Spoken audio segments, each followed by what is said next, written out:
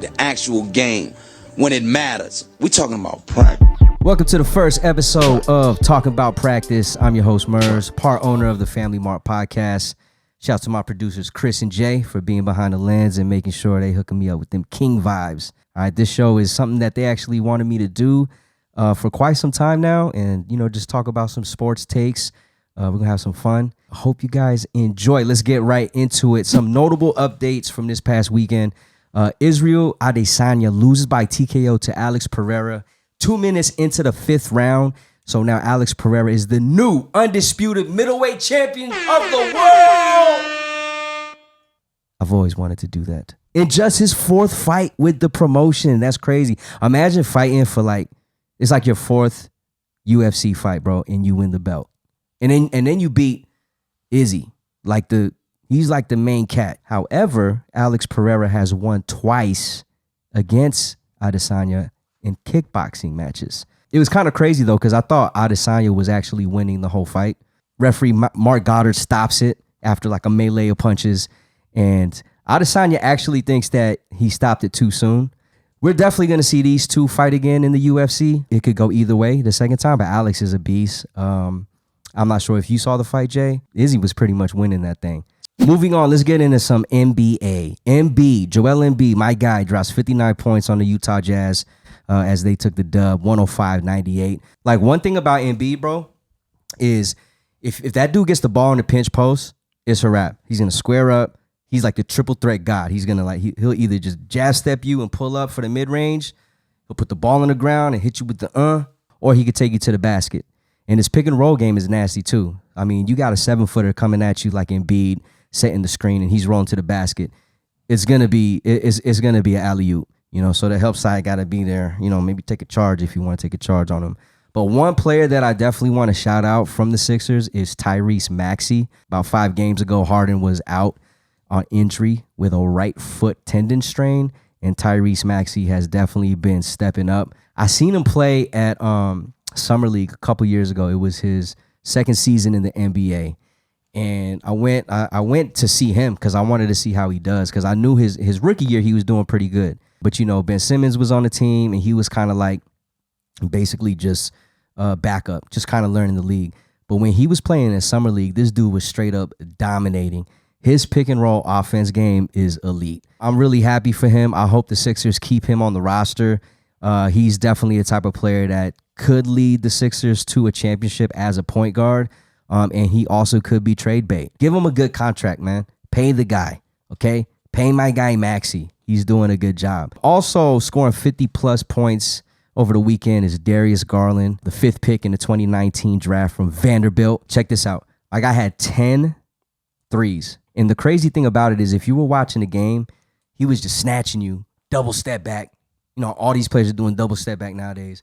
3-point shot. Definitely a talented player, man. Shouts to the Cleveland Cavaliers. I think they definitely came up with the acquisition of Donovan Mitchell. And with Garland and Mitchell, I think they're just probably, one of the league's top backcourt on the East. So definitely keep your eyes peeled for Cleveland. Let's get to the NFL, man. Yesterday, we had some pretty amazing games. One game that I definitely want to bring out is the Vikings and Bills game. Vikings won 33-30 in overtime. The loss put the Bills 6-3, third in the AFC East behind the Dolphins.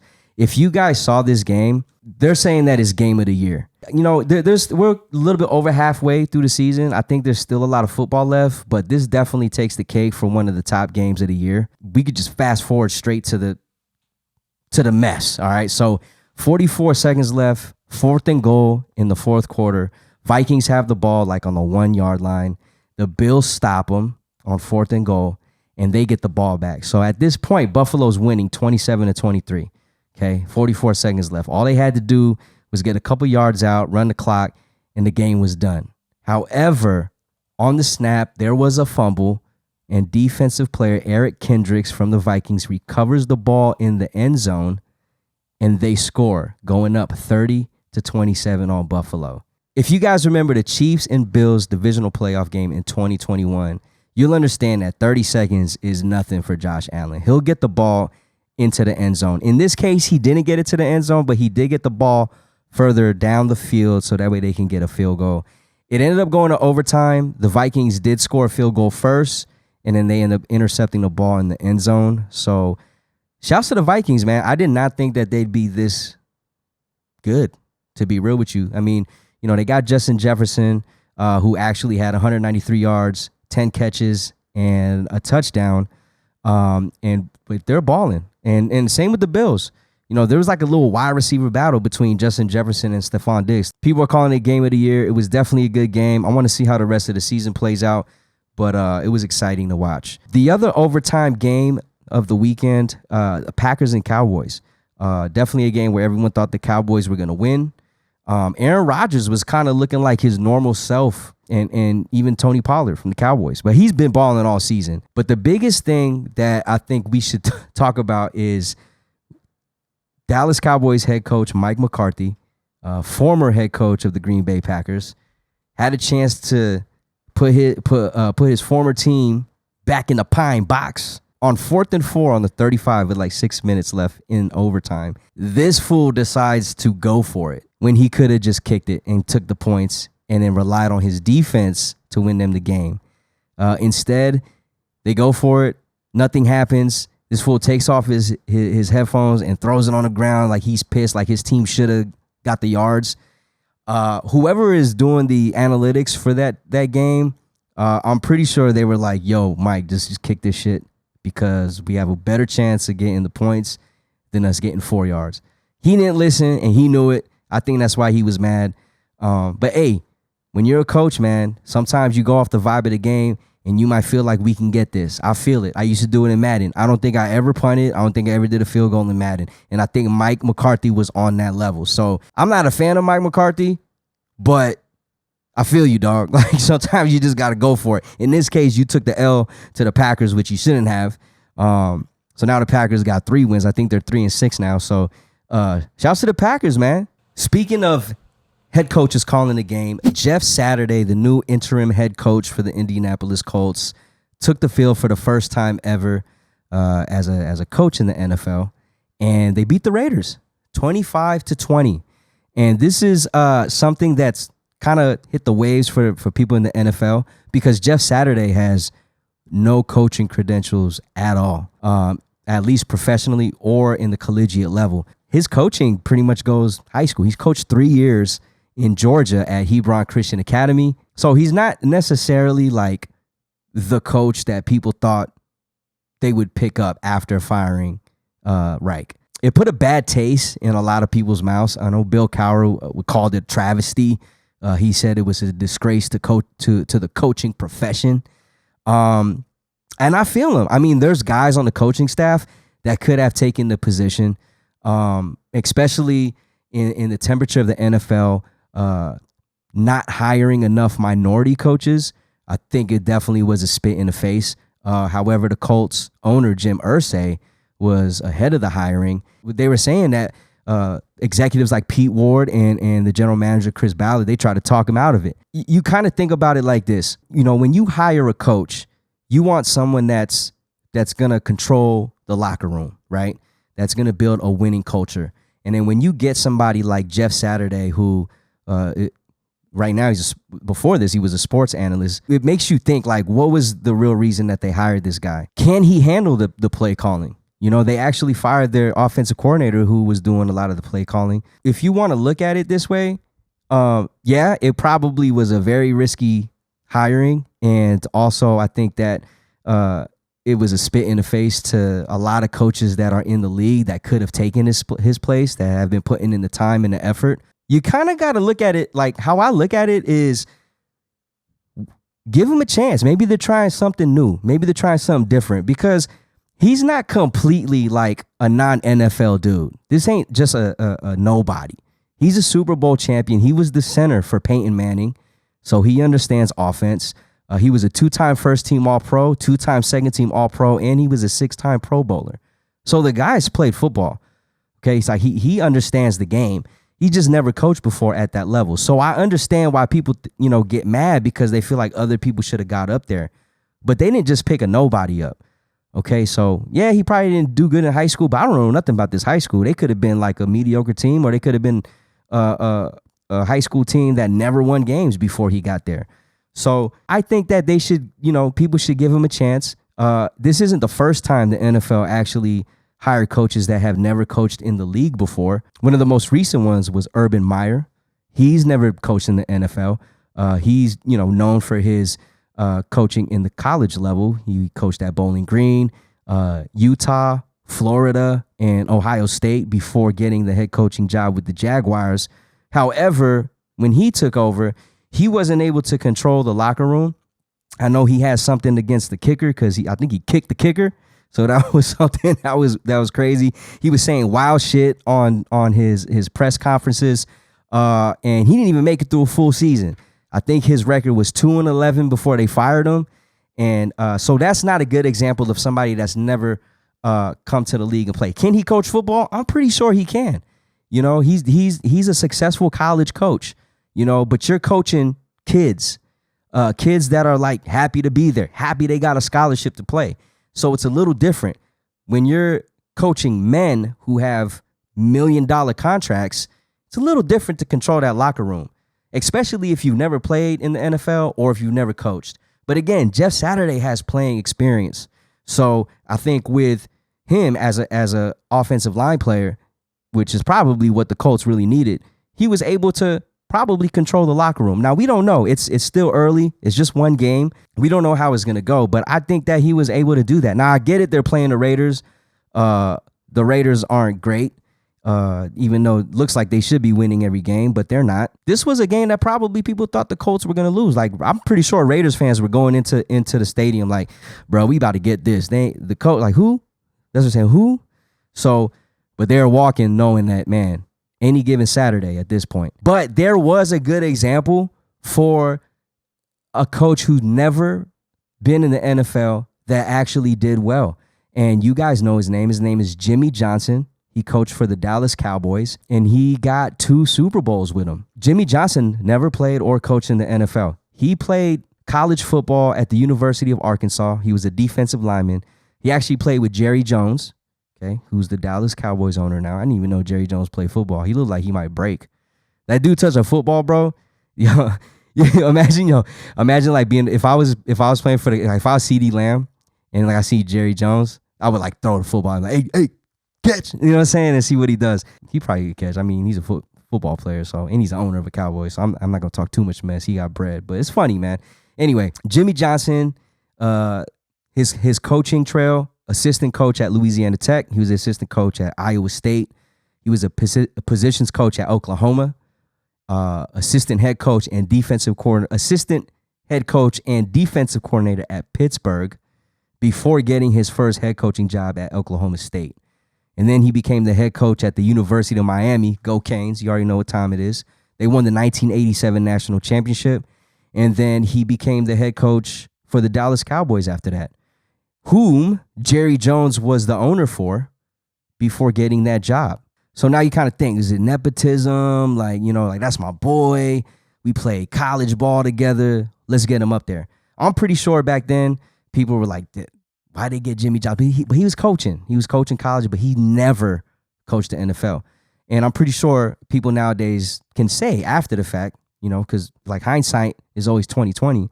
They can say that Jimmy Johnson was a great hire for the Cowboys, and I think he was the second coach at the time to coach the Cowboys. He was the second hire, period. So there's a lot of things that we could say about Jeff Saturday and the Indianapolis Colts owner, their executives, their front office. Was it the right thing to do? We don't know yet, okay? But I think we should give this guy a chance. Again, I understand the sentiments from people saying, like, there's other coaches that have been putting in blood, sweat, and tears that haven't got their chances yet. Again, the NFL's temperature when it comes to hiring minority coaches, this is probably a bad thing to do, per se, but we don't know. So a lot of times the questions that we should ask, again, in my opinion, is can he control the locker room? Can he get these guys to rally around him and play for him? What culture can he cultivate? Can he bring a winning culture? Even if they're not winning, can he have that culture with the players to where, hey, We're all in this together no matter what. There's no individualities. There's none of that. Can he handle the play calling is another one. I look at head coaches almost like music producers. Like sometimes, I mean, you have your offensive coordinator, you have your defensive coordinator, you have your special teams coach, you got your assistant coaches, and you got your position coaches. You got a lot of people that are, controlling this team. So he might be able to produce wins because he knows how to get his coaches to coach. And also, like, who's to say, like, why can't he just go ask somebody? Like, yo, what should we do in this position? Right? Everyone got their headpieces on, like, what should we do here? What's the analytics telling us? And I mean, Matt Ryan, it is what it is. But Matt Ryan has some experience. He could do some of the play calling as well. Right? So I think they should give him a chance. Let him get the chance, and we'll see what he does. Again, he's just the interim head coach. He might not be there next year. Who knows? Right now, he's undefeated as an NFL head coach. He's doing better than a lot of coaches this year. There's only 2 people that call plays that are undefeated, and Jeff Saturday's one, and the other one is Jalen Hurts. So we'll see what happens, man. Shouts to Jeff Saturday. I'm excited to see what he does, and if he fails, he fails. Because after that, we're not gonna remember. We don't even remember who won the Super Bowl 3 years ago. Do it right now. See, I told you can't. Nah, it's hard, bro. I'm telling you, it's hard. Moving on, man. Some other weird shit that's been going on, but I don't think it's weird. But we'll see what you guys think. Blake Martinez of the Las Vegas Raiders, defensive line, retires just a few days ago. He calls it quits. He's played 7 seasons in the NFL. It was kind of weird because he had just played, when they just played the Jaguars in week 9, he had 11 tackles. So he was doing pretty good. And he retired. He put on his Instagram page, he said, "I've chosen to step away from this career at this time to focus on my family and future passions." Future passions. That's a key, because days before he retires, he sells a Pokemon card for $672,000, according to the sources that we found on the internet. What I saw was like it was a Pokemon card with Pikachu on it, and it had a mint rating of 9.5 by CGC Trading. So it was the rarest card. So what a lot of people are saying is that he left the league. He probably wasn't getting paid as much as selling Pokemon cards. So why go through all the stress that your body goes through? Why go through all the traveling so you don't see your family and your kids when you could just be at home all day opening up Pokemon cards and selling them and making money? Like, I don't see anything wrong with that, honestly. And shit, he played for the Raiders, bro. Like, they weren't doing anything this year anyway, except him, like, putting his body on the line. So I think this is actually a pretty cool story, because I probably would have did the same thing.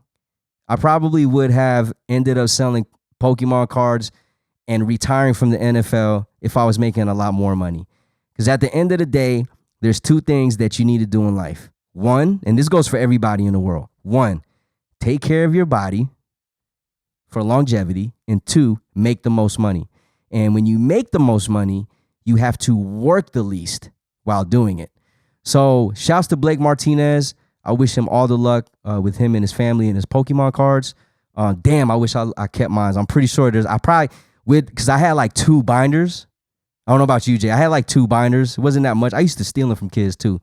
Yeah, we had, I hate to say that, but we had, had like a little play, like the homie be trying to trade. I just go in his book and just start taking.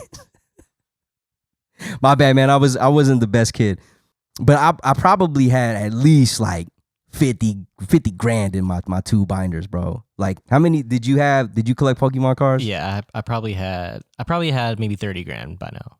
Damn, 30. I also had 2 binders stolen from me.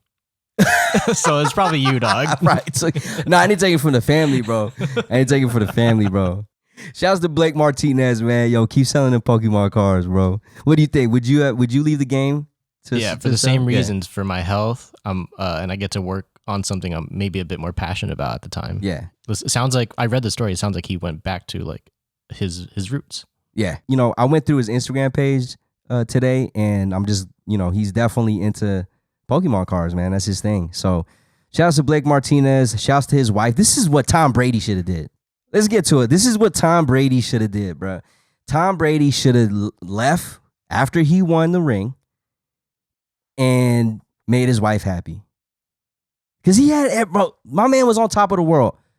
He won 6 Super Bowls with the New England Patriots, and Tom Brady had a good time winning that last Super Bowl. He was drunk on the boat. You know, I'm pretty sure he smashed his wife after. And I don't know what their marital issues was, and I don't like to guess, but if I had to take a guess, I'm pretty sure it was because he chose football over his family.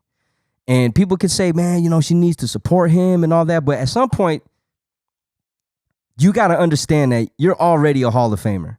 You've done everything. You've won. You came back from the Falcons. Like, that's a crazy Super Bowl win. You've done it all. Do your wife. Make her happy every single night. You probably still have her. But maybe he want the single life. Who knows? Maybe he was the one that was like, man, I'm done with you. I wanted to kind of do my own thing. But shouts to Blake Martinez. I don't know how, you know what I'm saying? Shouts to Blake Martinez, Pokemon cards. Let's get to the picks of the week, man. Let's get to the picks of the week. So we record the show every Monday, and then we post it on Tuesdays.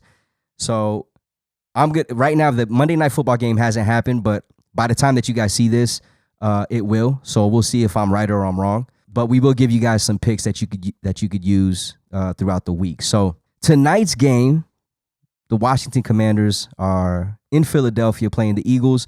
The Eagles are favored to win by 11 points. The total is 43.5. The Eagles for Week 10, according to ESPN, have the number 1 defense. This should be the easy win for them, right? But again, we're betting and we're trying to see if they're going to cover. The first time they played, the score I believe was 24-8. Again, the Eagles were predicted to win by at least 5 points, and I think the over-under was 47.5. So I think it's going to be kind of the same result, but different QB for the Commanders. Instead of Carson Wentz under center, it's going to be Taylor Heineke. Jalen Hurts has an over-under of 1.5 passing touchdowns. I think it's going to go over. I think Jalen Hurts is going to get 2 touchdowns, and he's probably going to run one in. And A.J. Brown, over-under of 26.5 yards for longest reception. I like it. What do you think about that one, Jay? I like it, but it is that's a lot for one catch. I think he could do it. He had like 3 the other weekend for going for touchdowns. Yeah. So I think he could do it. Yeah, so I like it. It is kind of long, but but I think he could do that. So last game, Jalen Hurts had 3 touchdowns. So I think he's going to get 3. 2 of them are going to be passing. One's going to be a rush. And I think Heineke's going to throw for 1 interception and throw for 1 touchdown. So again, I think the Eagles will cover -11. Score will be 26-13, and they'll go under 43.5 points. For Thursday Night Football, we got the Titans and Packers. Packers are at home. They're favored to win by 3 points, and the total is 42. I personally think that the Titans are going to cover here +3. If not win, I'll probably sprinkle a little bit. I just think Derrick Henry is probably going to run all over these fools. But I think it's going to be under 42. Final score 19-17. It's going to be a close game. I think tomorrow, which is the day that you listen to this, the Knicks will be playing the Jazz in Utah. The Jazz are favored to win by 4 points, and the total is 230. Both of these teams are playing pretty good. The Knicks, they can cover. I don't think they've been covering like they did last year. I think the Jazz could definitely win. They're definitely going to win, but I think they're going to cover by 4 points. Jordan Clarkson's going to go off. Markkanen is going to go off. Colin Sexton's going to go off, and Malik Beasley's probably going to go off the bench. And they have no injuries. So the Knicks, I just don't think they're going to be able to put it together. It might be a close game. I think the Jazz can win by at least 3 baskets. I'm predicting the score 118-110. Take the under 230. All right, and that's all we got for today for Talking About Practice. If you guys have any feedback or anything that you want to see or any stories that you'd rather listen to, Definitely put it down in the comments. Or if there's any picks that you like, go ahead and comment them. Thanks for watching. See you guys next week. We talking about practice. I feel like I haven't moved. I've been in the same position the whole time, yo.